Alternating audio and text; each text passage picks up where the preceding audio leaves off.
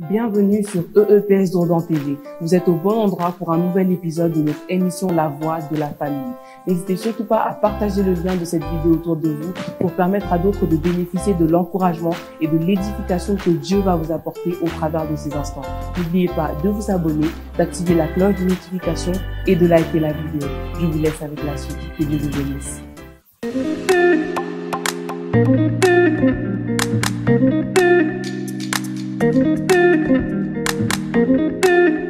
Place à la famille. Place à la famille.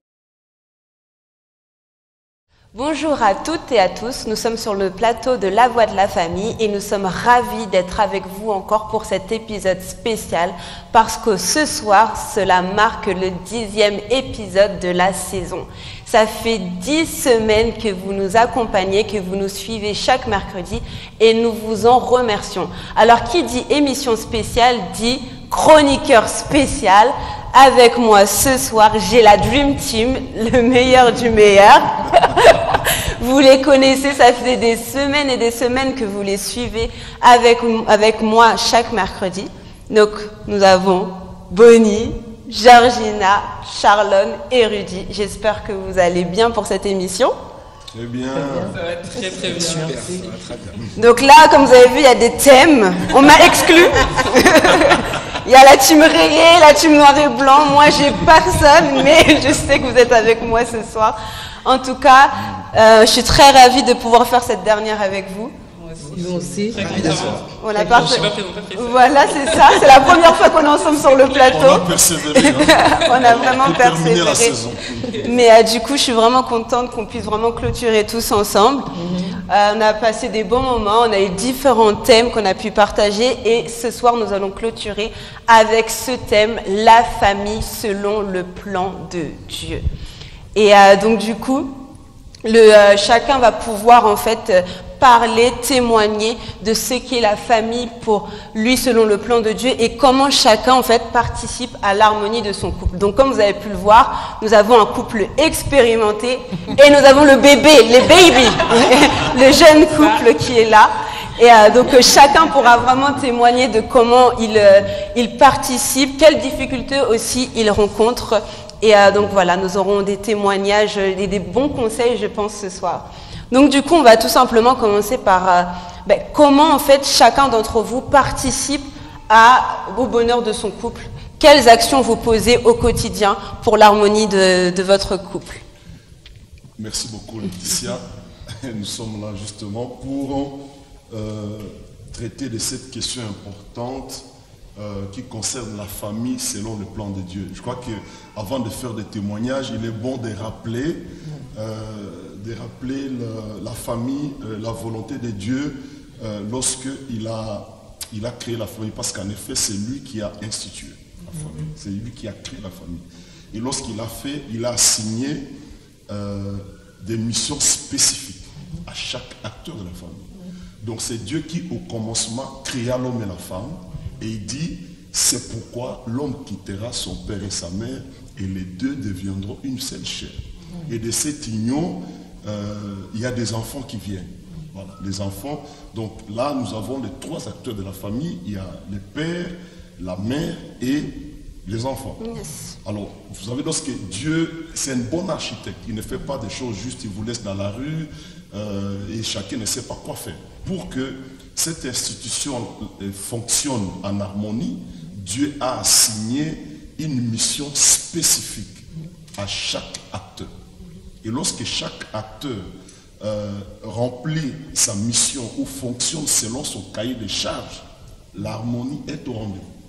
Alors donc chacun, je vais juste avant que nous puissions intervenir, et chacun dise un mot par rapport à comment il essaie d'assurer sa mission, juste rappeler que lorsque la mission, rapidement la mission de chaque acteur, bibliquement parlant, parce que nous parlons de la famille selon les plans de Dieu. Alors, qu'est-ce que Dieu attend du mari et du père? Lorsque Dieu crée cette institution, c'est qu'il attend spécifiquement. Je dis spécifiquement parce qu'il y a des missions communes à tous les acteurs, mais je parle des missions spécifiques. Qu'est-ce que Dieu attend de l'homme?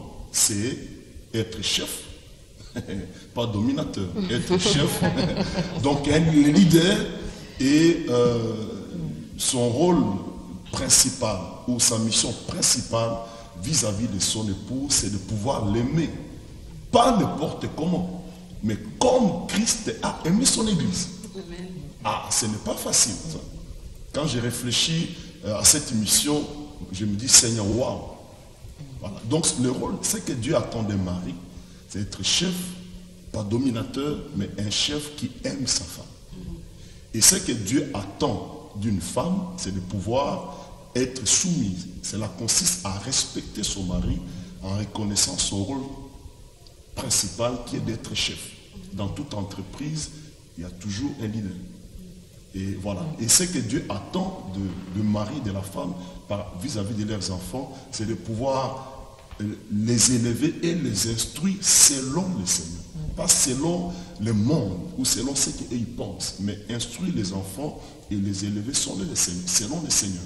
Et ce que Dieu attend des enfants, c'est l'obéissance et de pouvoir honorer les parents. Voilà à quelques mots les rôles ou les missions spécifiques à chaque acteur de la famille. Alors comment au quotidien chacun joue son rôle? C'est une bonne question. On va laisser l'honneur à qui? On va laisser l'honneur aux dames, peut-être qui veut commencer? Charlone, Georgina. Moi, Georgina. Merci beaucoup pour la parole. Et comme a dit mon mari, donc dans la famille, chacun a son rôle à jouer. Donc je ne peux pas vouloir, même si on est une seule chair, prendre la place de mon mari. Non. Donc je reste à mon poste, là où Dieu m'a placé en tant qu'épouse. Et c'est vrai, en tant que femme, c'est pas facile parce qu'on se retrouve avec plusieurs casquettes. Comme on est dans le ministère, on se retrouve avec plusieurs casquettes, casquette d'épouse, casquette de mère, casquette de servante, casquette, donc tout. Donc tu es appelé à mettre ta casquette quand il est faut. Et par la grâce de Dieu, on arrive à le faire. J'arrive à le faire, je dirais comme je parle de moi. J'arrive à le faire parce que je m'appuie sur le Seigneur. Parce que souvent, les femmes se posent la question, mais comment tu fais? Comment tu arrives à gérer tout ça? Comment tu fais? Mais je sais que, comme l'apôtre Paul pouvait dire, j'appuie tout par celui qui me fortifie. Comme je sais que c'est Dieu qui me fortifie, des fois quand on est fatigué, on s'appuie sur lui et il nous fortifie. Et j'aime bien jouer mon rôle de femme. Et j'aime rester dans mon rôle de femme. Donc je ne veux pas être cette femme qui porte un pantalon. Non, je reste dans mon rôle de femme. Et j'en suis fière. Je me rappelle quand j'étais jeune, quand mon mari m'a demandé la main, on était fiancés et on préparait le mariage. Je rencontrais une sœur, elle était déjà mariée. Elle m'a dit, quand j'ai appris que tu veux te marier, ben, j'ai dit oui. Elle me dit, mais tu te rends compte de la décision que tu vas prendre? J'ai dit oui. Elle me dit, tu vas devenir la bonne à tout faire. La conception qu'elle avait de la femme, c'est la bonne à tout faire. Et heureusement, je n'avais pas cette mentalité. Je suis allée dans le mariage, pas avec la mentalité de la bonne à tout faire. Je suis allée dans le mariage avec la mentalité que Dieu m'a donnée d'épouse d'une aide. Donc je sais que quand je suis à côté de mon mari, je suis une aide, je ne suis pas une bonne à tout faire. Donc je le fais avec joie et fierté. Ça se voit, regarde, vous avez coordonnées. Je suis un mari heureux. Amen. Gloire à Dieu. Merci beaucoup pour ces conseils.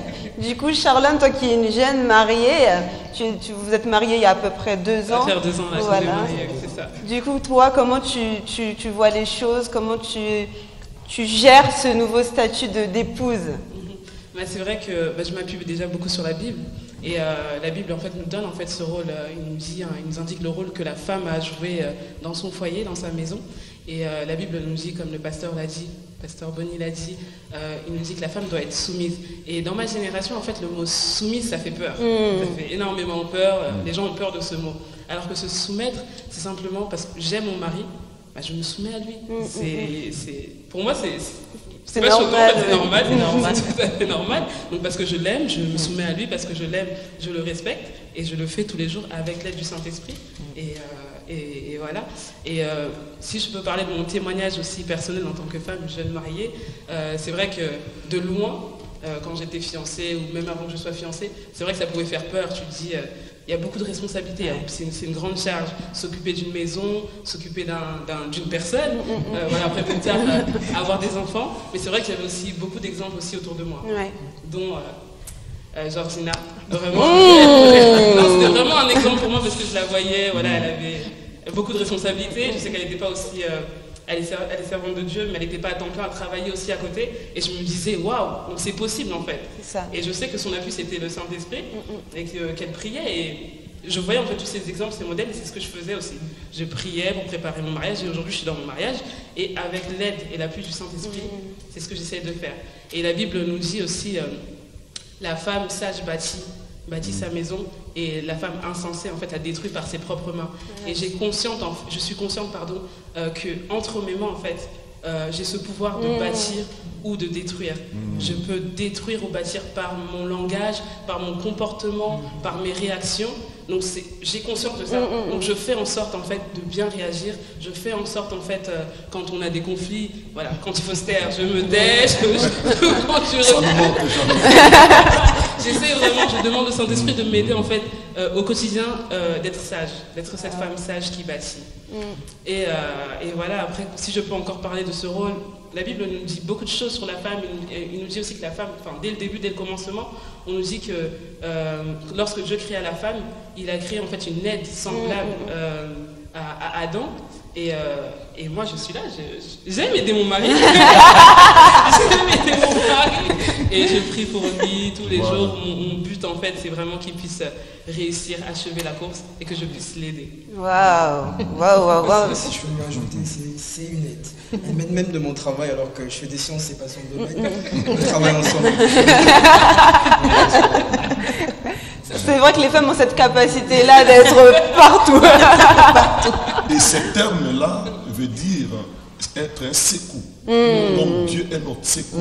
Là, voilà, c'est dans le même sens. C'est ça. C'est un rôle important de la femme, c'est vraiment un secours. Mais merci beaucoup, surtout pour toutes les jeunes filles qui nous regardent, qui peut-être sont dans le mariage ou qui aspirent au mariage. C'est aussi ça le mariage, c'est vraiment soutenir l'autre dans tous les domaines de sa vie. Donc c'est une lourde responsabilité, mais comme tu l'as dit, avec l'aide du Saint-Esprit et avec des bons modèles, c'est possible. Du coup, on va passer aux hommes. Je ne sais pas lequel va commencer. Je propose qu'on finisse avec celui qui a le plus d'expérience. On commence par toi, c'est ça? On commence par moi, comme ça, sinon, si je passe après lui, la pression. Alors moi, comme ça a été dit, le rôle de l'homme, la tâche qui lui est donnée, c'est d'aimer. Déjà, je suis entré dans le mariage, on s'est marié, non pas avec l'idée de venir demander de la soumission. Parce que quand je vois ce qui est écrit, ce qui est dit, c'est que c'est un peu un échange. Elle est soumise parce que je l'aime. Donc c'était la tâche qui m'est donnée, d'aimer ma femme. Et de ce côté-là, je peux dire que c'est pas quelque chose de facile. Si on veut être honnête. Et aimer quand on est fiancé, c'est différent. On essaie d'impressionner la personne. On met tous les meilleurs atouts. Pour gagner son cœur. Ce que j'étais pendant les fiançailles ou la préparation, c'était moi, mais d'une autre manière. En entrant dans le mariage, j'ai un témoignage, je dis toujours une chose. C'est qu'on s'est rendu compte qu'avant, quand on était fiancés, on pouvait se disputer, chacun rentrait chez soi. Et ça se terminait, on réglait ça un problème. Et j'ai appris que du coup, on était mariés, mais on était dans la même pièce. Et on devait régler ça. Et j'ai appris la patience. J'ai appris à supporter, à pardonner, à accepter, à croire tout, à supporter tout, à être patient, à être bon. Vraiment l'amour tel que la Bible nous le dit. Et c'est de cet amour-là que je donne et que je donne au quotidien, j'espère en tout cas, que naît en retour, elle est soumise, elle me donne cette soumission. C'est pas une soumission forcée, je lui demande pas, c'est parce que j'aime. Et comme ça a été dit, en fait, aimer comme Christ a aimé l'Église. Et ça, c'est encore un autre niveau. C'est-à-dire prêt à donner sa vie. Je me rappelle d'une prédication du pasteur Bonny, il disait l'homme doit être capable de donner sa vie. S'il y a un cambrioleur, c'est lui qui doit aller voir à la porte. C'est lui qui passe en premier. Et ça, c'est quelque chose au quotidien. Prêt à donner ma vie. J'espère en tout cas que je le suis. Et c'est ce que j'essaie de faire et d'être. À donner ma vie, à faire passer ma femme et mon enfant en premier. Et voilà, c'est ça pour moi, être un homme selon le cœur de Dieu. Et d'être le chef, pour moi, ça veut dire être celui qui dirige la famille, être celui qui a une vision et qui craint aussi l'Éternel, qui craint Dieu. Et ce que j'essaie d'apporter, c'est de craindre Dieu, d'être à l'écoute de Dieu et de donner cette vision-là et d'emmener ma famille, mon mariage, selon la direction et le plan de Dieu. Voilà. Amen, amen. Très bon témoignage. C'est le meilleur mari du monde.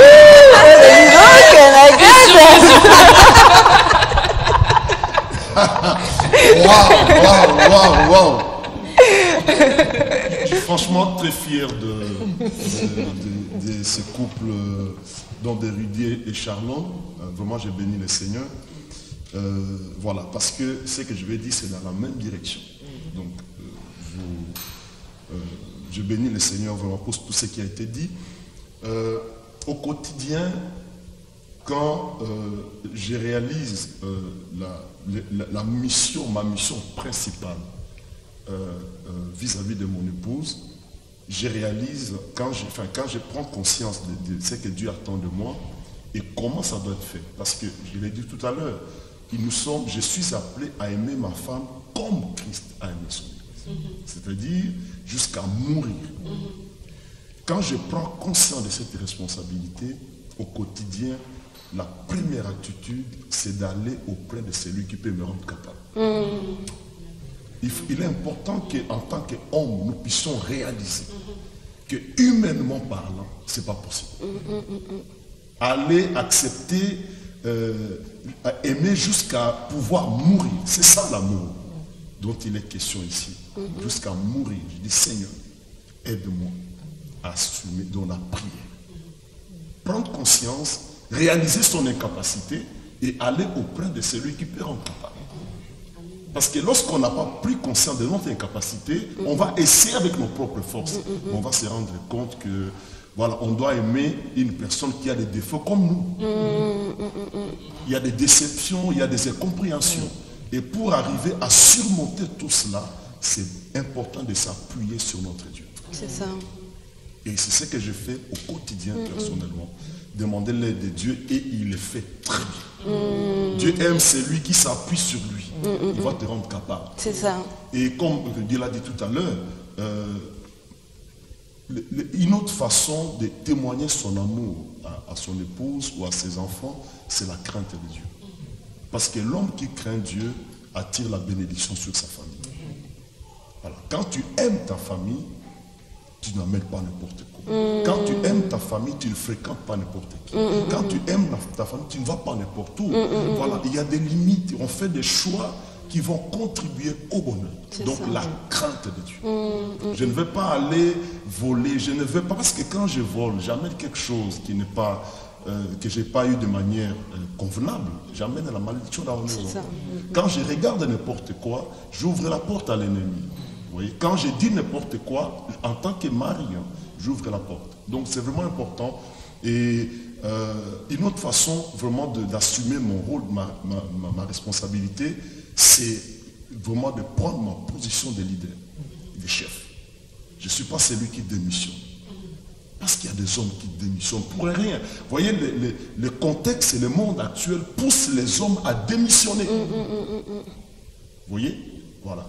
Je ne suis pas du genre à démissionner. Donc je ne démissionne pas. Je sais que c'est mon rôle. Et Dieu est mon allié dans ces rôles-là. Et je voudrais bien l'assumer pour le bien-être de ma famille. Pour que ma femme soit bien. Pour que mes enfants aussi, vous voyez, malgré l'influence du monde, on est là pour rappeler, pour les instruire selon les Seigneurs. Et la grâce qu'on a, c'est aussi d'avoir la grâce d'avoir une épouse qui, voilà, qui elle aussi joue son rôle en tant que, et ça facilite les choses. Et parce que l'un et l'autre joue son rôle, il y a l'harmonie. Et on accompagne les enfants, on essaie de ne pas les irriter au quotidien et vraiment de les élever et les instruire selon le Seigneur. C'est ça. Et ça nous aide à aller de l'avant et à vivre le bonheur que Dieu nous offre déjà. Voilà. C'est ça. Mais... Et nous, du coup, en tant que jeunes parents, c'est ça? Oui, juste, on va revenir sur ça juste après un petit témoignage qu'on a eu. J'ai eu l'opportunité d'interviewer un couple. Donc on se retrouve juste après cet extrait. C'était en duplex. À tout de suite après ça.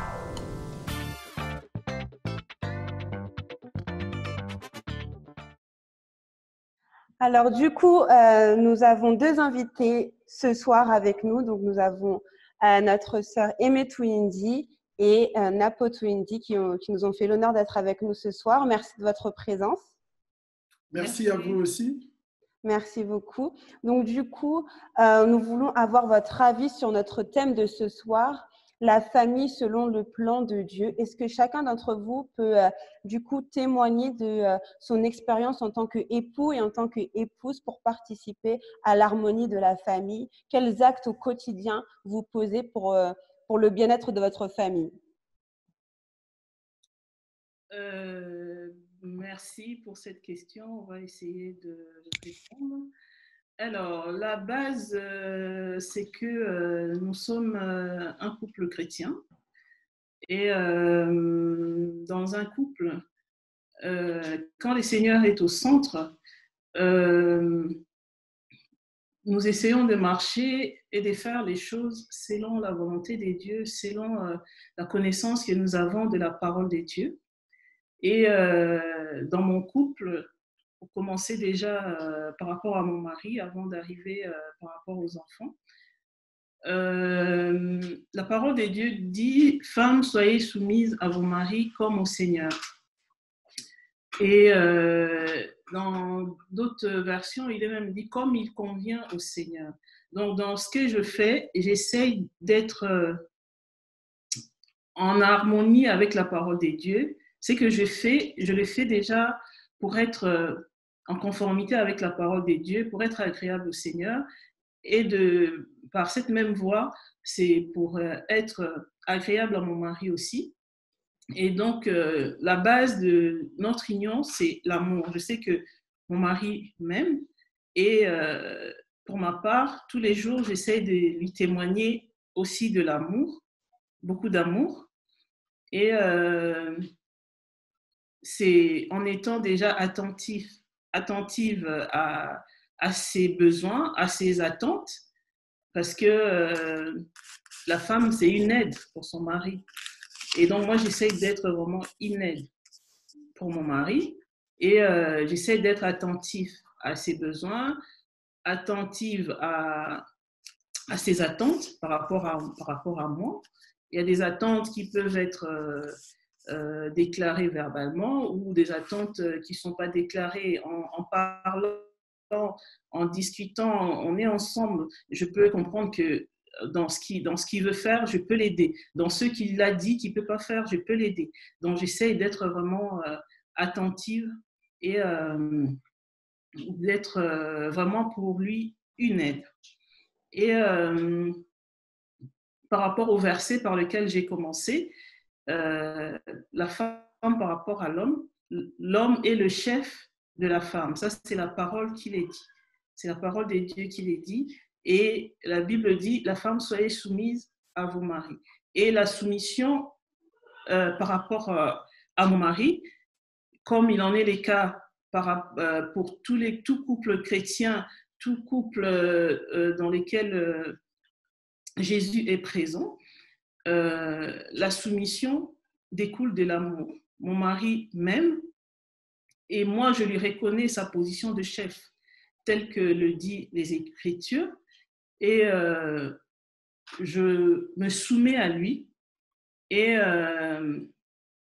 par rapport à cette soumission dans la vie de tous les jours, pour moi, ce que je fais, c'est que j'essaye quand on doit prendre des décisions, des positions par rapport à la gestion de la famille, la gestion de nos relations, la gestion des enfants, j'essaye de ne pas prendre les devants en prenant des décisions sans son avis. Je peux avoir un avis, mais je ne le donne, quand il faut prendre une décision, je ne le donnerai qu'en ayant pris au préalable son avis à lui aussi.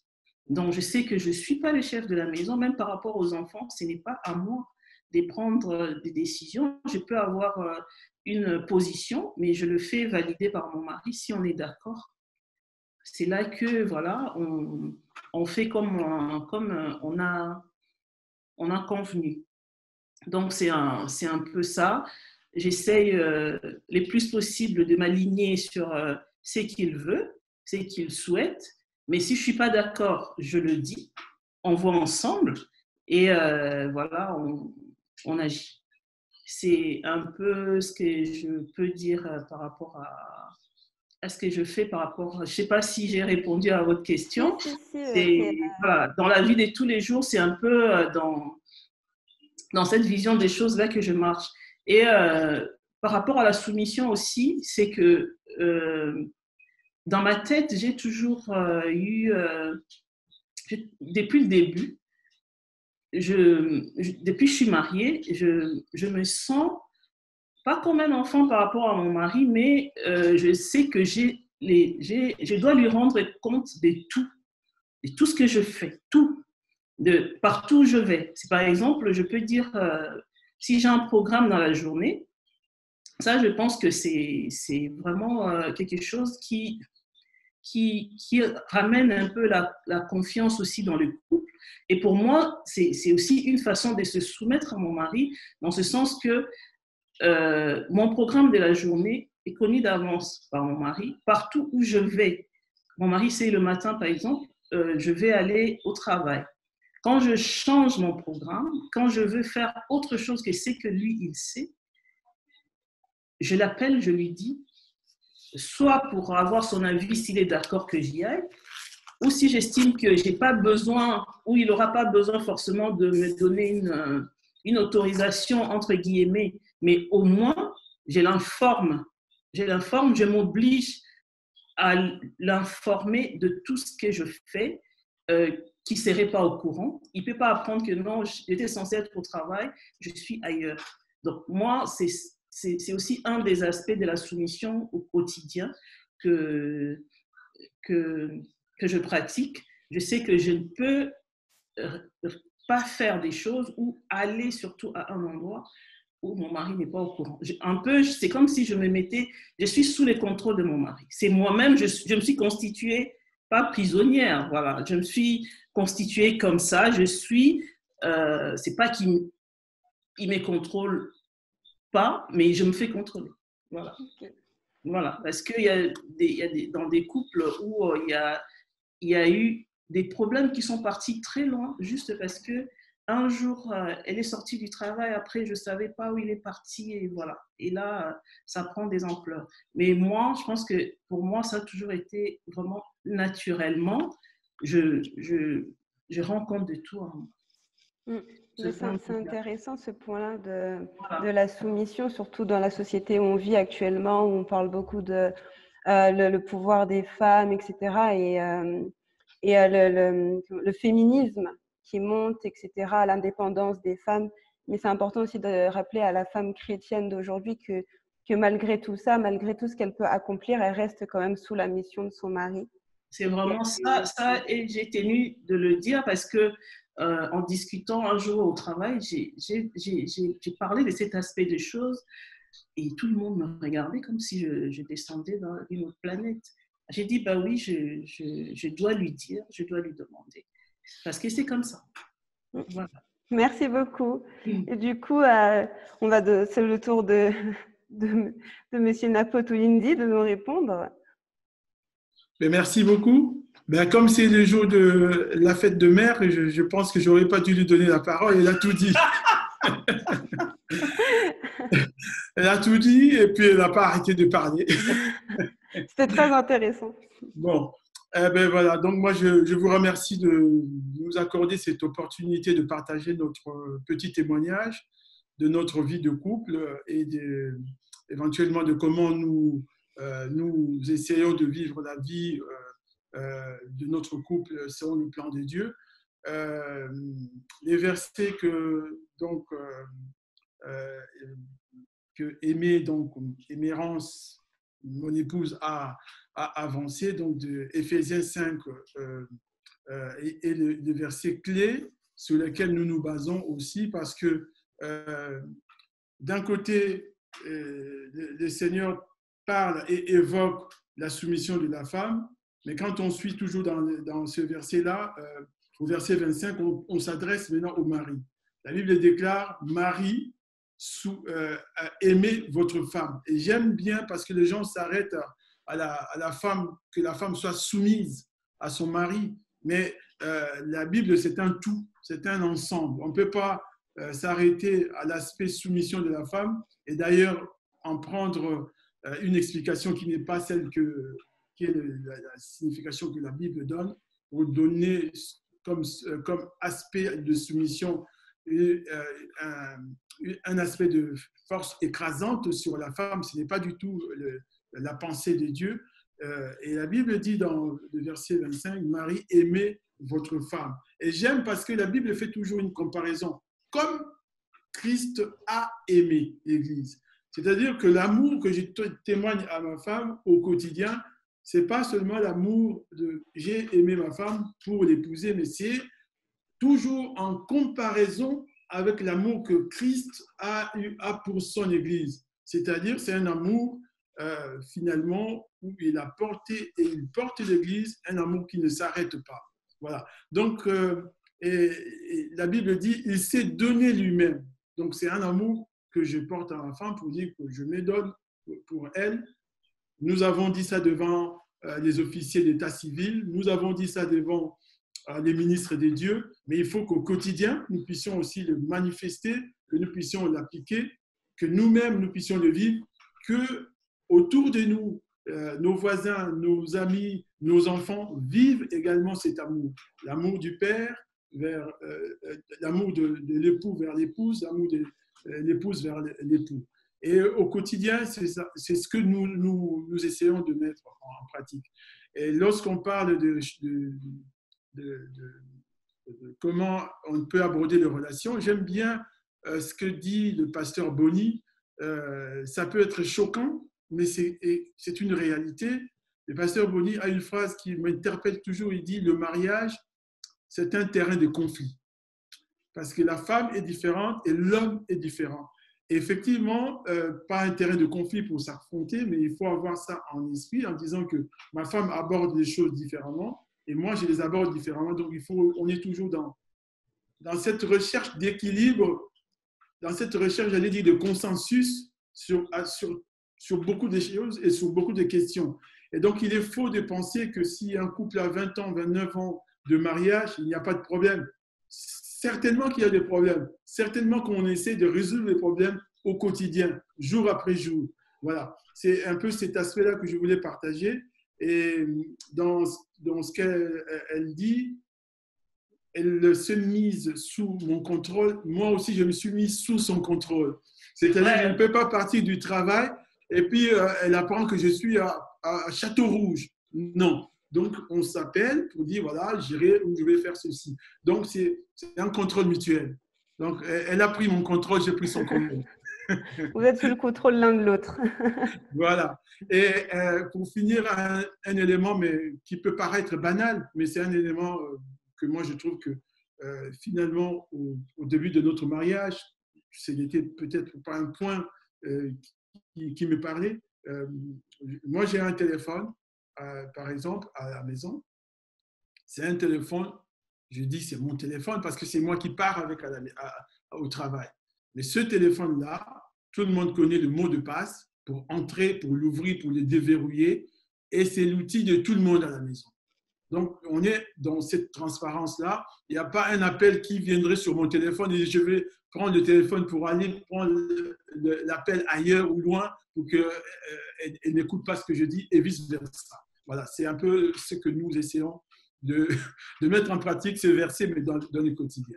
Merci beaucoup en tout cas. On aurait voulu vous entendre plus longtemps, mais on n'a plus assez de temps. Merci beaucoup pour votre témoignage, pour vos conseils. Je suis sûre qu'il y a de nombreux couples qui trouveront vraiment de quoi trouver conseil auprès de vous en tout cas. Merci de votre participation à l'émission. On espère vous retrouver peut-être dans une prochaine émission en tout cas. Avec grand plaisir. C'est nous qui vous remercions. Merci beaucoup. Pas de souci. Bonne soirée. Bonne soirée. Au revoir. Nous sommes de retour sur le plateau de La Voix de la Famille. Donc nous avons eu ce merveilleux témoignage et là nous allons parler de parentalité. C'est vrai que depuis peu vous êtes devenu parent d'un merveilleux petit garçon et vous êtes parent de 3 merveilleux enfants. Donc du coup, comment chacun vous gérez ce rôle-là en tant que parent et quels sont vos défis, comment vous gérez cette parentalité ? Ah, une bonne question. On va peut-être commencer. Hein. C'est un défi. Éduquer les enfants et les élever selon les Seigneurs. Pas selon ma méthode ou c'est que mes expériences passées, mais selon les Seigneurs. C'est un défi au quotidien. On regarde l'influence du monde sur les enfants. Et voilà, nous sommes obligés à nous engager. Pour s'engager à prendre soin de ces enfants, à pourvoir à tous leurs besoins. Et l'élément clé, c'est de les aimer d'un amour inconditionnel. Ça, c'est vraiment la clé. Il y a la discipline, il y a l'amour. Avec les enfants, au quotidien, c'est le défi de concilier la discipline et l'amour. Quand on discipline, que l'enfant puisse sentir qu'on l'aime. Et ça, vraiment, il faut la grâce de Dieu pour pouvoir aux besoins, au quotidien, vraiment témoigner de l'amour et voilà, de leur montrer les chemins du Seigneur. Donc c'est vraiment ça, c'est que mon mari il a dit, montrer aux enfants les chemins du Seigneur, il y a la discipline, et il doit y avoir aussi l'amour. Et quand les enfants grandissent, plus ils grandissent, plus il y a des réalités qu'on peut rencontrer, et surtout quand ils arrivent pendant la période de l'adolescence. C'est là qu'on sent qu'il y a une forte pression. Et quand on n'est pas à l'écoute, on risque d'écraser les enfants. Vraiment, il faut être à l'écoute des enfants, être souple, savoir communiquer, savoir écouter, savoir dialoguer avec les enfants. Et souvent, on va imposer aux enfants, parce qu'on sait que oui, il y a des dangers dans le monde, surtout nous les chrétiens, tu sais qu'il y a des dangers, tu cherches à protéger tes enfants, tu cherches à imposer une certaine discipline.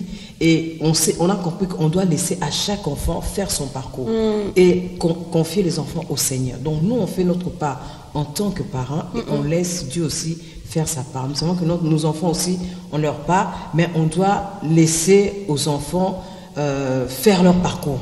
Donc ils ne sont pas obligés de prendre notre parcours. Donc quand je dis de prendre notre parcours, par exemple, toi tu es médecin, tu veux absolument que ton enfant soit médecin. Donc il faut vraiment laisser la volonté de Dieu s'accomplir et se confier au Seigneur. Ouais. Je voudrais ajouter un mot par rapport à notre expérience. Concrètement, c'est que nous on a fait aussi pour justement être à l'écoute des enfants, et c'est qu'on a créé un espace d'écoute. On a créé vraiment un espace d'écoute qui nous a vraiment beaucoup aidé, et ça nous a évité des erreurs fatales. On a créé un espace, c'est-à-dire que une fois par semaine, on se retrouve. On l'a fait un peu plus pendant le période de confinement, mais une fois par semaine, habituellement, on se retrouve et on a un temps de prière. Après ce temps de prière-là, on donne la parole à chacun, de manière libre de dire comment on a vécu la semaine, dans nos relations les uns les autres, qu'est-ce qui a marché, qu'est-ce qui n'a pas marché. Et les enfants ont appris à s'exprimer, à nous dire même des choses qui peuvent nous faire mal. Et ça a pris du temps pour qu'on arrive là, ça n'a pas commencé tout de suite. Il a fallu du temps pour que les enfants se sentent en confiance et à l'aise pour nous dire certaines choses. Et là, vraiment, ça nous a aidé vraiment d'être à l'écoute des enfants, de diagnostiquer, de voir ce qui ne va pas. Et voilà, nous, on se corrige, on se remet en cause. Ça, c'est important. C'est vraiment un espace de dialogue qui nous a vraiment aidé. Et j'encourage vraiment les parents à avoir cet espace de communication, et permettre aux enfants de leur dire, d'arriver à dire ce qu'ils pensent, ce qu'il y a sur leur cœur. Ça permet vraiment de rectifier les tirs, de voir ce qui ne va pas et de pouvoir avancer. Très bon conseil. Et du coup, c'est encore un bébé, il n'a que 6 mois. Je pense que les défis qu'il a sont assez petits pour le moment. Alors, on n'est pas encore dans la phase où il parle, donc on n'a pas encore ce temps d'écoute avec lui. Nous, c'est plutôt, là il a 6 mois, on réalise encore la bénédiction que c'est d'avoir un enfant, comme la Bible dit. C'est un trésor que Dieu nous donne. On est là, et surtout aussi, je me rappelle lorsqu'il est né, j'ai vu la bénédiction, l'amour inconditionnel que Dieu veut lui donner, mais aussi surtout la tâche qui m'incombe moi en tant que père et en tant que mère, de l'instruire. C'est vraiment, je me dis, Seigneur, ma prière, c'est ça la prière, qui serve le Dieu que je sers. comme ça a été dit par des aînés, on ne va pas l'imposer des choses, on ne va pas le forcer, mais on prie énormément. Donc je vois l'instruire selon les voies que nous on a choisies, l'instruire selon les voies de l'Éternel, pour que quand il va grandir, il fasse le choix que nous on a fait. Donc c'est vraiment ce que nous on réalise en tant que moi, en tant que père. Oui, c'est vrai que c'est une très belle bénédiction. C'est tout mignon, un bébé, c'est tout mignon. Mais ça ne s'arrête pas là, en fait. On réalise que c'est la vie de quelqu'un, en fait, qui est entre nos mains. Et de l'éducation, en fait, qu'on va lui donner, ça va contribuer, en fait, soit à son bien, soit à son mal-être. Et donc, on a conscience de toutes ces choses. Et donc, déjà, la Bible nous dit que d'instruire l'enfant dès le bas âge. Et nous, on a un bébé qui est très jeune, très, très petit, c'est un bébé, il a 6 mois. Et vraiment, ce qu'on essaye de faire, c'est créer, en fait, autour de lui, cette atmosphère déjà d'amour. Un bébé a besoin de beaucoup d'amour, mais aussi cette atmosphère avec des valeurs chrétiennes. C'est-à-dire que chaque matin, on se réveille avec lui, on va prier, on prie, on remercie le Seigneur pour le souffle de vie. On parle beaucoup à notre bébé, je lui dis souvent, je lui dis que je l'aime, mais je lui dis qu'il y a aussi Jésus qui l'aime. Je moque souvent parce que je parle beaucoup avec lui. Et voilà, vraiment, on essaie de créer cette atmosphère avec des habitudes, ces habitudes-là, ces valeurs chrétiennes. Et même, si je peux ajouter, on fait attention à ce qu'on lui dit, les mots qu'on échange, parce que quand on était à la maternité, vous êtes venu nous voir, je me rappelle, vous avez dit, on avait sorti un mot, on avait dit le pauvre, en parlant de lui. Et je crois que vous avez corrigé en disant, ne dites pas le pauvre, dites l'innocent. Et du coup, c'est rentré même dans ce qu'on dit, même les petits mots qu'on a, on fait attention à ce qu'on dit, parce que je me dis qu'il écoute, il enregistre, c'est des mots de bénédiction qu'on sort. Et d'ailleurs, il y a Rudy qui avait fait un témoignage, il avait dit que tu priais beaucoup pour que ce soit un bébé qui rigole et qui aime les gens. Et c'est vrai que c'est un bébé qui rigole beaucoup et qui aime beaucoup les gens. Donc le rôle des parents, c'est aussi ça en fait. C'est vraiment des choses qu'on déclarait en fait, même avant qu'il soit né. Pendant ma grossesse, on déclarait des choses. On déclarait vraiment que ce soit un bébé joyeux. Des fois, je rigolais. Elle prie pour des choses, je disais Et il est sorti, il était un bébé joyeux. Et voilà, donc il y a aussi, on peut voir, en fait, on constate déjà dès son bas âge que les habitudes entrent parce que, je donne un exemple, comme ça, il y a une musique que mon mari écoutait tout le temps. Parce que mon mari, quand il écoute une musique, c'est vraiment jusqu'à fatiguer. Et aujourd'hui, quand on met cette musique, ça le calme. Wow. Il la connaît, il la reconnaît, donc il est tout calme, il est concentré, on sent que c'est parce qu'il a l'habitude. Et donc voilà, c'est important de créer cette atmosphère en fait. Waouh. En tout cas, c'était des très très très très bons conseils. Merci à vous 4. Merci pour vos témoignages, pour vos conseils. Je suis sûre que vous êtes édifiés, vous qui nous regardez ce soir, que chacun a pu prendre une portion pour sa propre vie. Alors, l'émission n'est pas encore terminée. Comme on a dit, c'est une émission spéciale, donc ça sera un peu plus long que d'habitude. On se retrouve juste après l'interview d'un jeune couple qui nous ont fait l'honneur d'être avec nous en duplex ce soir. On se retrouve juste après.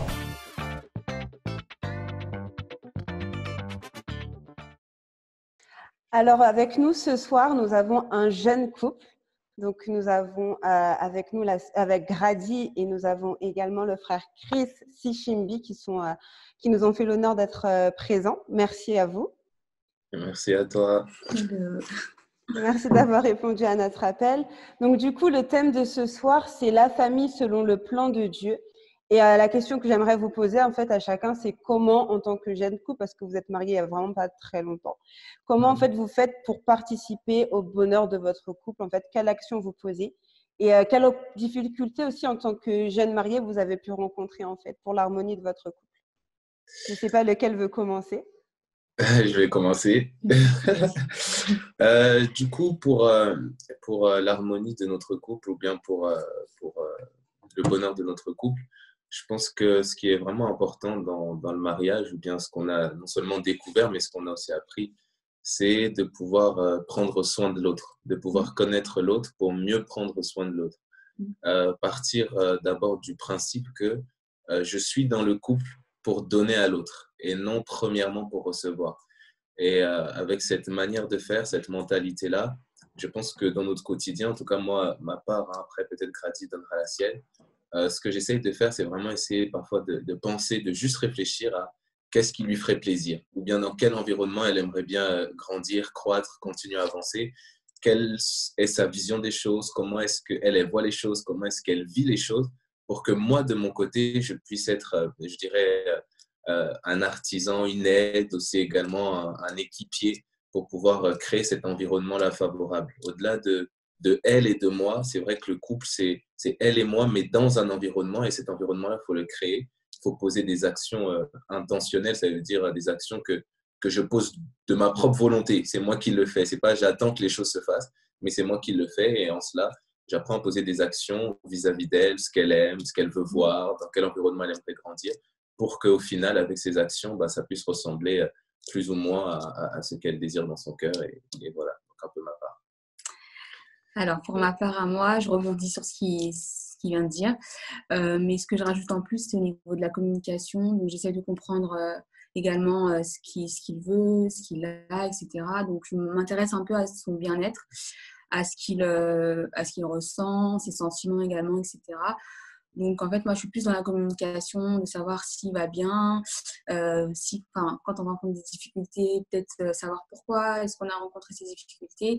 Donc, j'essaye plus ou moins de me mettre à sa place, d'essayer de comprendre tout simplement pourquoi il y a telle réaction ou tel comportement, en fait, vis-à-vis du couple. Donc, pour ma part, c'est un peu ça. Ok, et du coup, quelle est la plus grande difficulté que vous avez pu rencontrer, en fait, chacun? La plus grande. Donc, ça fait pas longtemps non plus qu'on est mariés, donc du coup la plus grande. Après, moi, je pense que je parlerai pas de la plus grande et peut-être que c'est peut-être pas toujours lié en fait à la durée de notre mariage aussi. Je pense que la plus grande difficulté, ça va peut-être pas paraître extraordinaire, mais c'est de peut-être juste s'accorder au niveau de nos personnalités. La plus grande difficulté, c'est parfois de se connaître. Parce que, en quelques mots, si je dis on se connaît, on a appris à se connaître, on a appris à connaître les besoins de l'un et de l'autre, ça a l'air simple, ça a l'air facile. Sauf que quand vous avez deux personnalités, peut-être qui est parfois différentes, des éducations différentes, le jour où vous rencontrez la différence, c'est là que ça devient difficile. Et c'est à ce moment-là qu'il faut commencer à poser des actions, parfois à prendre sur soi, à réfléchir, à discuter, à échanger, comme elle a dit, pour pouvoir travailler ces différences-là, non seulement pour que l'autre puisse parfois accepter et parfois également réajuster certaines choses. Donc, je crois que c'est peut-être la plus grande difficulté. Et par la grâce de Dieu, en tout cas, je pense que ça restera la plus grande difficulté qu'on aura eue. Et on continuera à vivre notre mariage pleinement par la grâce de Dieu. Mais en tout cas, c'est tout ce qu'on vous souhaite. Merci beaucoup. Merci beaucoup pour votre témoignage. Et je suis sûre qu'il y a plein de jeunes couples, même de couples qui sont mariés depuis longtemps, qui auront quelque chose à retirer de vos conseils et de votre témoignage. Donc, merci beaucoup d'être avec nous ce soir. Merci à vous. Donc, on espère vous retrouver dans une autre émission, de vous voir pour un autre thème. Et on vous dit à la prochaine. À la prochaine. Merci. Merci à vous. Nous sommes de retour sur le plateau de La Voix de la Famille et comme vous pouvez le remarquer, nous avons de nouveaux invités qui nous ont rejoints sur le plateau. On a Kizi, que vous connaissez bien puisque c'est une chroniqueuse de l'émission. Comment tu vas, Kizi? Je vais très bien, et toi? Ça va très bien, je suis très contente d'être avec toi ce soir pour cette émission. Le plaisir est partagé. Et nous avons également Anne qui est notre invitée. Merci d'avoir répondu présente à cette invitation. Merci à vous de m'avoir invitée. J'espère que tu es prête et en forme pour cette nouvelle émission, pas trop stressée? On va essayer. Ok, t'inquiète, tout va bien se passer. Et du coup, nous continuons en fait sur ce thème, la famille selon le plan de Dieu. Tout à l'heure, nous avions eu le témoignage de couples, de parents. Et là, nous allons passer à la question des jeunes. Donc, nous avons deux invités qui vont nous partager de leur expérience. Donc, la première chose que j'aimerais savoir, c'est comment vous, en tant que fille, vous arrivez à poser des actes dans votre famille au quotidien, comment vous arrivez à participer au bien-être de vos familles respectives. On va commencer avec Anne, qui est notre invitée. Moi, je suis la cadette de la famille. Et en tant que cadette, c'est très compliqué de s'exprimer, de donner son point de vue et d'être entendue du coup. Avec mon témoignage et mon expérience en tant que jeune, donc j'ai deux parents divorcés. Et de ce fait, il y a, avec les conflits qu'il y a pu avoir ou tout ce qui a pu s'en suivre, j'ai des choses que j'ai pu ressentir en fait, de bien comme de mauvais. Et ce qui était le plus dur, c'est donc de s'exprimer en fait sur ça, de dire aux parents, j'ai ressenti ça et je vous pardonne, même si je l'ai vécu, moi aussi je l'ai vécu en tant qu'enfant. C'est très important de s'exprimer, de dire ce qu'on a ressenti. Et donc le pardon, c'est une chose très très importante parce que ça nous permet de recréer du lien déjà avec nos parents, parce qu'eux aussi font des erreurs, ils sont humains. C'est ça. Qu'est-ce que je pourrais dire encore, c'est que le cadet en fait peut être le premier dans la famille, tu peux être né le dernier, mais également poser des actes en premier. Après que moi j'ai pu pardonner à mes parents par rapport à tout cela, eux également ont pu se pardonner en fait mutuellement par rapport à ça. Et c'est très très important, le pardon dans la famille, s'exprimer et être le premier également, même si on est le plus jeune. L'âge ne limite pas le fait d'être premier à faire certaines choses dans sa famille. Et vraiment, j'aimerais beaucoup rebondir sur la notion de pardon. Et c'est vrai qu'il y a beaucoup de jeunes, malheureusement, qui sont dans ce manque de pardon-là parce qu'ils n'ont pas reçu ce qu'ils auraient voulu de leurs parents. Et malheureusement, des fois, les parents aussi ne donnent que ce qu'eux, ils ont reçu. Et on leur met beaucoup de pression. Mais parfois, c'est pas qu'ils ne veulent pas, mais c'est qu'ils n'ont pas la capacité, en fait, d'être peut-être à l'image qu'on a des parents. Et ça peut créer de la frustration, des conflits dans les familles, etc. Donc du coup, merci beaucoup Anne pour ton témoignage. Du coup, Kizzy, je te retourne la question. Moi, contrairement à Anne, je suis l'aînée de ma famille. Donc je suis suivie de 3 garçons. En tant qu'aînée, c'est vrai qu'on a l'impression que beaucoup de choses sont reposées sur nous. On a beaucoup de choses sur nos épaules parce qu'on doit être premièrement un exemple. On va dire qu'on n'a pas le droit à la faute ou il faut éviter la faute parce que si vous voulez, on a peur que les personnes qui sont derrière nous, nos frères et sœurs qui sont derrière nous, reproduisent ce qu'on a fait. Donc on est constamment à la recherche de la perfection, de toujours se perfectionner, de bien faire les choses. Est-ce que ça, maman, elle va bien le voir, etc. Il faut savoir aussi qu'en tant qu'aîné, on a également cette chose qui pèse sur nous, c'est la critique. Parce que nos parents regardent beaucoup ce qu'ils font et ils vont beaucoup nous faire la remarque, t'es l'aîné de la famille, tu ne peux pas faire ça. Tu ne peux pas te permettre de faire ça. On a constamment cette peur, on va dire, de bien faire les choses et de vouloir toujours perfectionner les choses.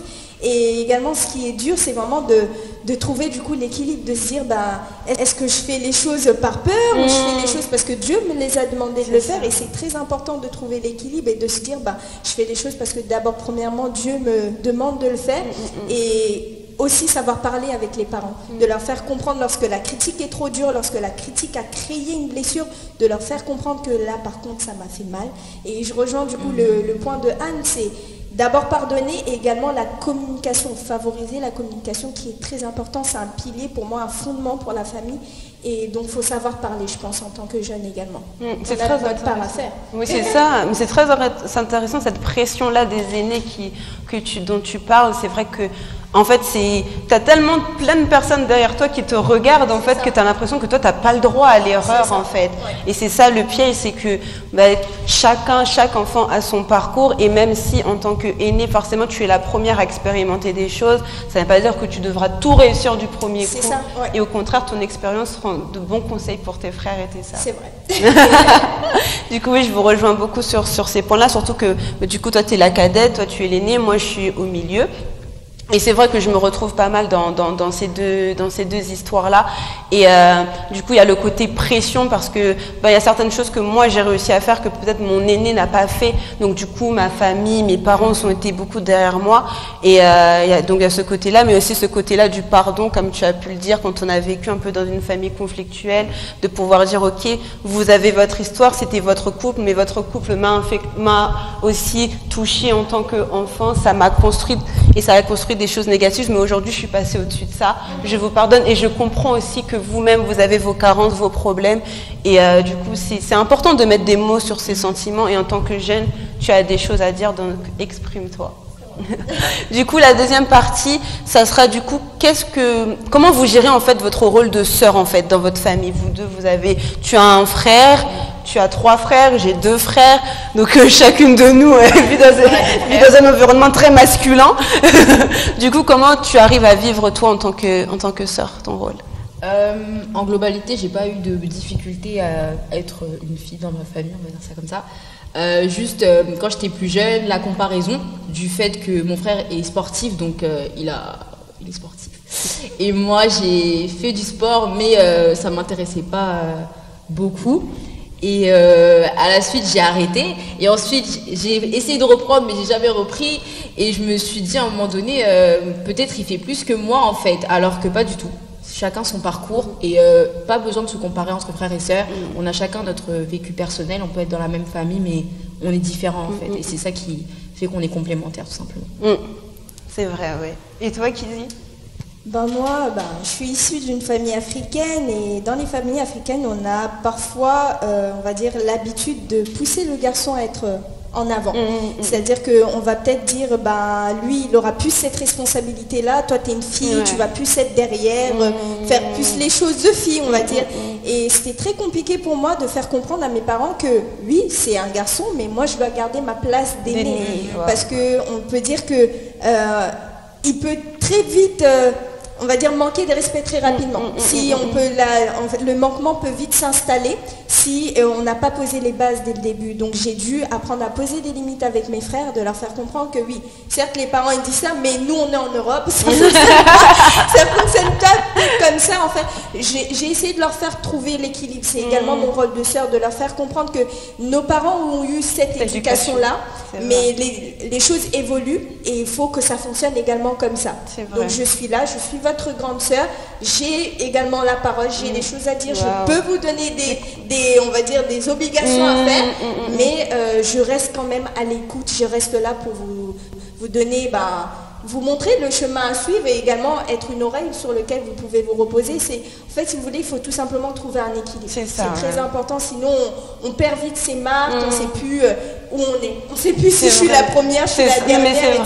Donc c'est très important de poser ses marques. Waouh, en tout cas, je rebondis vraiment sur ce que tu as dit. Et c'est vrai que quand on est issu surtout d'une double mixité culturelle, il y a les deux en fait. Il y a le background des parents qui viennent avec leur culture, leur coutume, leur éducation, et il y a nous qui avons grandi ici, et du coup il y a ce mélange-là.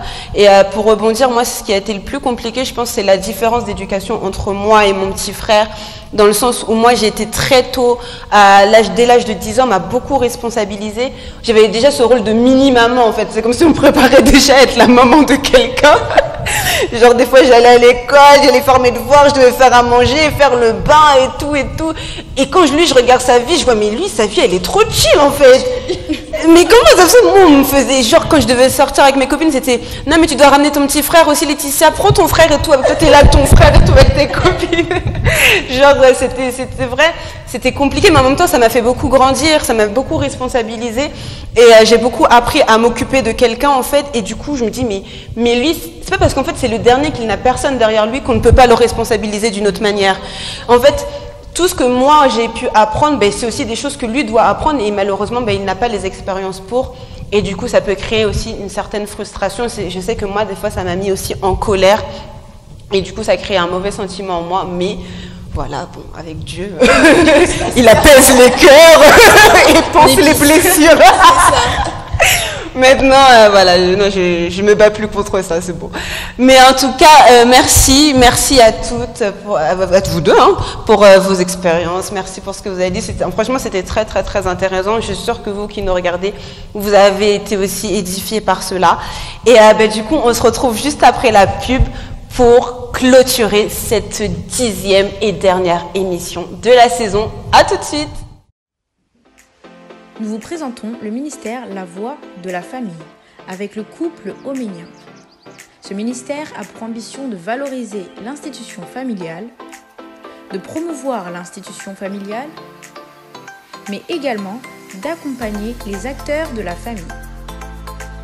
2 ouvrages ont été écrits par Bonnie Oménia, Jeune, que seras-tu demain? Et le second, Un mariage de qualité et à durée indéterminée, c'est possible. Nous vous présentons le ministère La Voix de la Famille.